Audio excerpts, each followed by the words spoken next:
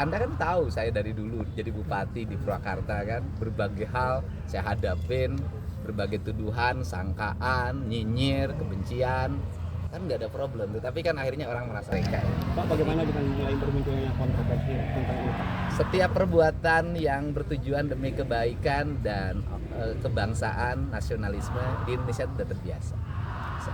Anda kan tahu saya dari dulu jadi bupati di Purwakarta kan, berbagai hal saya hadapin, berbagai tuduhan, sangkaan, nyinyir, kebencian, kan nggak ada problem. Tetapi kan akhirnya orang merasakan hari ini. Jadi ya kalau jadi pemimpin tuh harus seteguh batu karang. Kalau ada yang menjadi pemikiran dan gagasannya, itu adalah kebaikan bangsa, jangan pernah menyerah. Karena dulu juga ketika bangsa ini dimerdekakan kan banyak orang yang tidak punya keyakinan bahwa bangsa ini bisa merdeka. Mulai banyak yang bermunculan orang tua yang ingin menitipkan gimana? Oh iya, ya itu tandanya bahwa kegiatan ini mendapat respon positif. Artinya bahwa hari ini orang tua ini udah kewalahan menghadapi anak. Kan memang teorinya begini, teorinya kan, anak yang mengalami kenakalan, kalau itu kriminal maka lewat peradilan anak.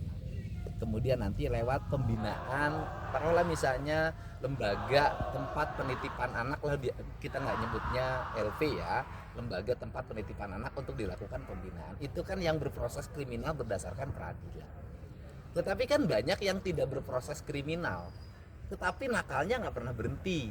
Nah, akhirnya mereka harus balik ke orang tuanya. Pertanyaannya adalah ketika orang tuanya sudah tidak punya kesanggupan, nggak sanggup ngadepin anaknya bolos terus, nggak sanggup anaknya main game terus, nggak sanggup anaknya motor-motoran terus, nggak sanggup anaknya minum ciu terus, kan kayak minum ciu, minum eksimer kan nggak bisa dipidana kan itu. Nah ini kan harus ada orang yang menangani ya, saya termasuk dan Pak Bupati Purwakarta dan bupati-bupati lain, wali kota seluruh Jawa Barat hari ini sudah mempersiapkan sanggup menangani dengan bekerja sama dengan TNI. Nah, bicara persoalan TNI itu kan mendidik anak-anak itu bukan baru.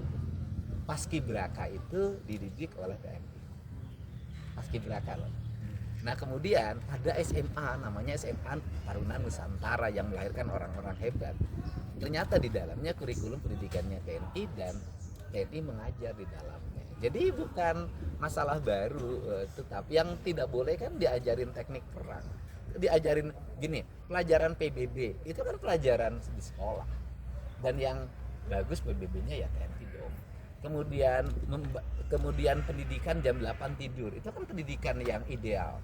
Bangun jam 4, bangun jam 5, terus mandi, bereskan ruang kamar mandinya, bereskan ruang tidurnya, terus sholat subuh, terus sarapan, terus olahraga. Apa sih problemnya? Kan gitu. Nah, kemudian jam makan, cara makannya mereka belum dididik tuh di rumahnya, bagaimana cara makan, bagaimana meletakkan piring, bagaimana meletakkan garpu, bagaimana meletakkan sendok, bagaimana makan tidak sambil ngobrol, makan tidak bersuara, bagaimana suara sendok, piring dan garpunya tidak berbenturan treng treng treng. Nah itu kan tentara ngajarin cara makan, sehingga nanti mereka ketika jadi orang besar, menjadi pengusaha, jadi siapapun, ketika makan nggak ditengokin orang gara-gara gitu loh. Nah ini pendidikan. Nah pendidikan ini nggak dapat, saya dapat pendidikan ini lama gitu loh. Saya lama dapat pendidikan ini, ngerti etika seperti ini karena bapak saya pensiunan tentara. Disiplin hidup saya memang polanya pola disiplin tentara.